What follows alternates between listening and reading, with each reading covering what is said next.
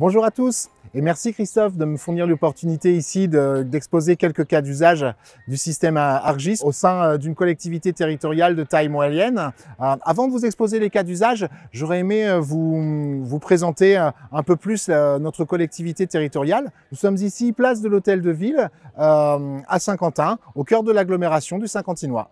Située à mi-chemin entre Paris et Lille, l'agglomération du Saint-Quentinois totalise près de 15% de la population du département de l'Aisne. La ville de Saint-Quentin et ses 55 000 habitants constituent le cœur économique de la Haute-Picardie. Territoire fortement marqué par les événements du début du XXe siècle, son caractère et sa vitalité s'affirment dès les années 1920 en s'inscrivant pleinement dans le mouvement Art déco. Cette provinciale se distingue désormais avec des initiatives innovantes autour de la robot numérique dans des domaines aussi variés que l'agriculture ou encore l'apiculture. C'est dans cette dynamique que s'inscrit dès le début des années 2000 la mise en place du système d'information géographique pour la ville de Saint-Quentin et sa communauté d'agglomération. La bascule vers un SIG web s'effectue très rapidement, dès 2008, et c'est donc tout naturellement que la collectivité rejoint le programme Arcopole d'Esri France, autour bien sûr des problématiques foncières et d'aménagement du territoire, mais aussi afin de renforcer le partage entre les différents SIG métiers.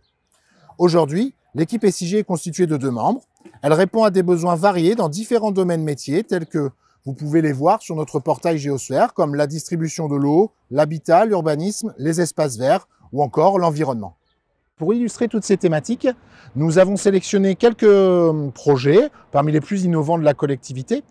Nous avons juste derrière nous une équipe de l'Agence de l'eau et de l'assainissement qui termine une intervention sur une fuite. Nous nous situons ici sur le Vieux-Port, au niveau de la commune de Saint-Quentin, juste à côté du canal de la Somme. Et l'Agence de l'eau et de l'assainissement qui pilote toutes ces interventions a en charge la maintenance d'un réseau d'à peu près 500 km linéaires de réseau d'eau potable et le double d'assainissement. Il faut bien comprendre que l'économie d'eau potable est une priorité pour l'Agence de l'eau et de l'assainissement puisque le réseau perd actuellement à peu près 1 litre d'eau pour 5 litres produits. C'est pourquoi dès 2015, la direction a souhaité cartographier précisément les fuites constatées sur les différents organes du réseau d'eau potable et comptabiliser les écoutes réalisées sur le terrain. Parallèlement, elle a installé un maillage de près de 300 capteurs sonores le long du réseau pour agir préventivement sur les fuites. Les informations émises par ces capteurs sont injectées régulièrement dans notre système ArcGIS grâce à un script Python. Une réflexion est d'ailleurs engagée pour substituer ArcGIS Velocity à ce script afin d'ingérer les données et alerter en temps réel. Puis toutes ces données sont ensuite mises en forme et présentées dans un tableau de bord créé avec ArcGIS Dashboards. Au quotidien, les fontainiers consultent les informations issues des capteurs depuis ce tableau de bord. Ils peuvent ainsi visualiser l'état de la batterie, la dernière valeur émise ou consulter l'historique des mesures de chaque capteur. La supervision d'autant de capteurs nécessite un suivi constant. Cet outil facilite l'interprétation des données pour déclencher plus rapidement encore les écoutes de contrôle en cas de suspicion de fuite. À l'avenir, nous envisageons même d'automatiser le déclenchement d'une opération de maintenance dans ArcGIS Workforce dès qu'un seuil d'alerte est atteint. Pour augmenter la synergie entre les équipes internes et les prestataires externes intervenant sur le diagnostic des fuites, les opérateurs partagent avec l'application Survey 123 les linéaires d'écoute réalisés ainsi que les fuites constatées. Ainsi, un système d'alerte par webhook notifie les équipes par mail dès qu'une fuite est détectée avec un rapport en pièce jointe. Ces dernières ont également la possibilité de faire un point de situation en consultant le tableau de bord. Les fonctions de mashup permettent d'afficher les fuites en cours de traitement et aussi de contrôler si une réparation a bien obtenu le résultat escompté ou non. Enfin, concernant la partie décisionnelle, la direction commence tout récemment à s'appuyer sur le potentiel d'ArcGIS Insight afin de dégager de nouveaux axes de réflexion et de progrès, comme la saisonnalité des fuites ou encore le type d'ouvrage concerné. La mise en relation de la cartographie des fuites avec la cartographie du patrimoine, encore en cours, est un de ces axes de progrès clairement identifiés. Changement de décor, nous sommes maintenant au data center de la DSI où de nouveaux projets innovants ont vu le jour ces 3 dernières années, notamment la création d'une activité de survol par drone. Cette activité a débuté en 2018, elle connaît aujourd'hui encore une forte demande. L'ensemble des services peuvent directement passer commande d'un survol depuis le portail SIG à l'aide du système de demande mis en place.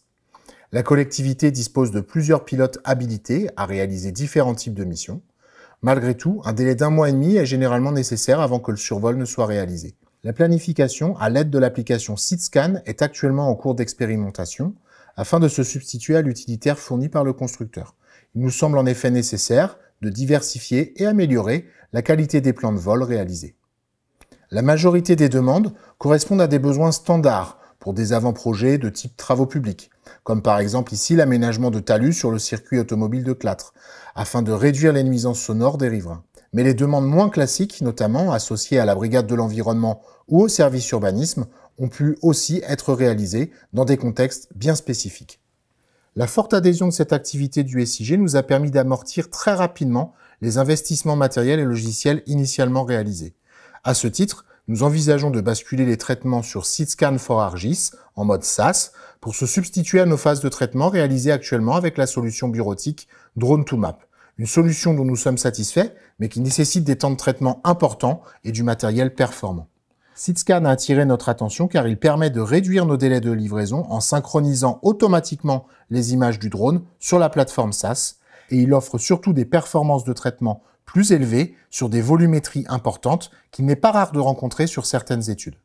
Quel que soit le survol réalisé, nos demandeurs reçoivent une alerte les informant de la disponibilité de leur commande. Celle-ci est ensuite directement accessible via le portail SIG pour tous nos utilisateurs. Les livraisons sont ainsi mutualisées pour l'ensemble des services grâce à ArcGIS Online.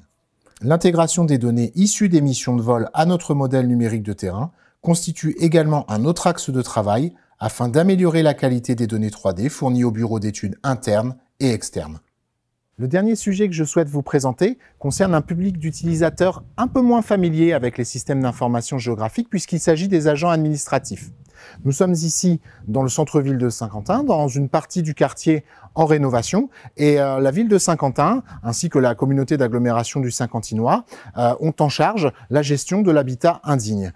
Les agents sont donc habilités à intervenir pour mettre en autorisation un bien sur le marché ou non, et ils interviennent également à la demande d'un gestionnaire, d'un bailleur social ou encore d'un locataire.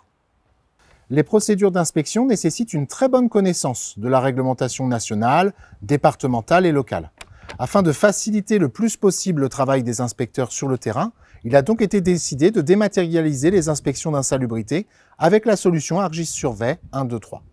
La mise en place de l'outil vise un double objectif: soulager l'agent des conditions parfois difficiles d'exercice sur le terrain et réduire la charge administrative de rédaction du rapport du diagnostic. Un grand soin a donc été apporté à la conception de l'enquête qui a été validée avec la direction juridique de la collectivité. L'outil regroupe l'ensemble des points de contrôle associés au diagnostic insalubrité, puis calcule automatiquement les articles réglementaires associés au constat d'une anomalie. Ces mêmes articles réglementaires sont ensuite repris en conclusion de l'enquête, ce qui améliore fortement la qualité du processus. Le personnel apprécie particulièrement de pouvoir documenter avec de nombreuses photographies annotées la visite effectuée sur le terrain.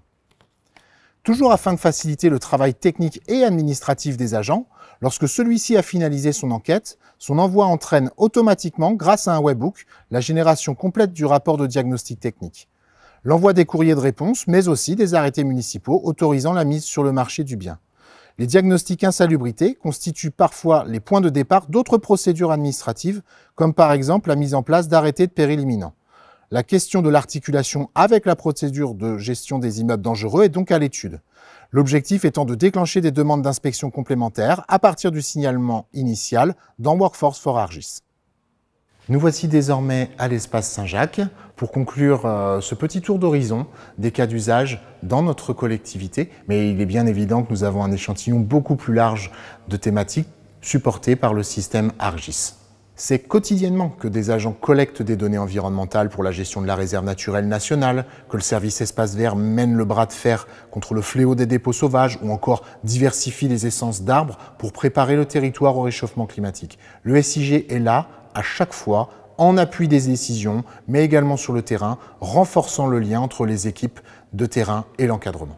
Et ça fonctionne, puisque de nombreux projets émergent. Nous prévoyons notamment d'initier la démarche de maquette numérique, comme nous le voyons ici, de mener des inventaires à partir de vues immersives, ou encore de mettre en place une application de réalité augmentée pour assister les agents de terrain dans leur interprétation d'un sous-sol de plus en plus complexe. Nous passons aussi un cap en mettant à disposition des élus ArcOpol Builder. Bien évidemment, on ne bâtit pas un système d'information géographique sans la passion des services métiers, pas plus que l'on ne fédère une solide communauté d'utilisateurs sans écoute et sans respect mutuel, quel que soit le rôle de chacun dans l'organisation. Ce sont ces utilisateurs qui rendent l'épopée de l'information géographique si vivante que je souhaite aujourd'hui remercier vivement.